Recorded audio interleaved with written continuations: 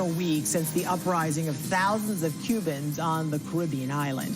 And one of the things talked about on social media and by politicians is the U.S. embargo on Cuba. So what is it, and does it play a role in what's happening within the island? In our Global to Local series, News 6's Carolina Cardona spoke with experts who say the embargo is an excuse the Cuban government uses as a way to deviate the truth behind their communist regime. It was the chanting for a free Cuba that surprised the world on July 11th. An outcry from thousands of fearless Cubans on the island who defied the communist regime and spoke out against it.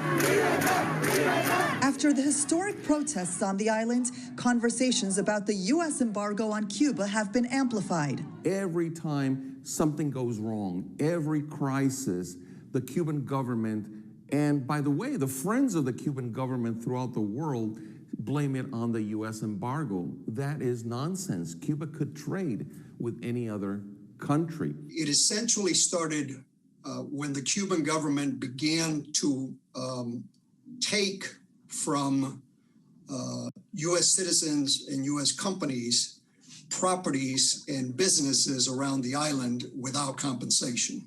The embargo was placed in 1960, a year after Fidel Castro came into power. But according to Marcos Marchena, a Cuban exile and attorney in Orlando, the main part of it began in 1962, which says no one in the United States may purchase Cuban-made goods. It also prohibits anyone from the United States from selling products to Cuba with two major exceptions, and that's something that people forget or intentionally leave out, and that is food and medicine. In fact, Marchena says anyone in the U.S. with a special permit can sell food and medicine to Cuba, but payment has to be in cash. The current situation has nothing to do with the embargo.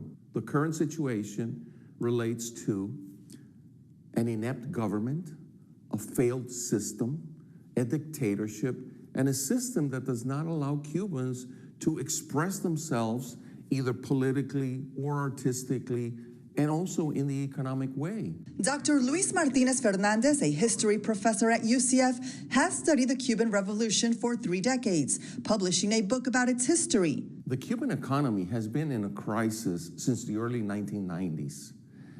The government called it the special period, but it has never really recovered. It's important to know what's really happening and the truth behind it, not just what's being shown to you in one little picture or in one little video. We have brilliant people in Cuba that could do so much for our society, that could do so much for themselves, for their own country. 21-year-old Maria Castellón left Cuba when she was 11. She's a UCF student and historian with the Cuban American Student Association. I want them to shine. I want them, the entire world, to see that Cuba is much more than a beach and much more than tourism. It's science and it's culture and it's art. People are passionate in Cuba and they want to be able to show that passion through what they love. In Orlando, Carolina Cardona, News 6.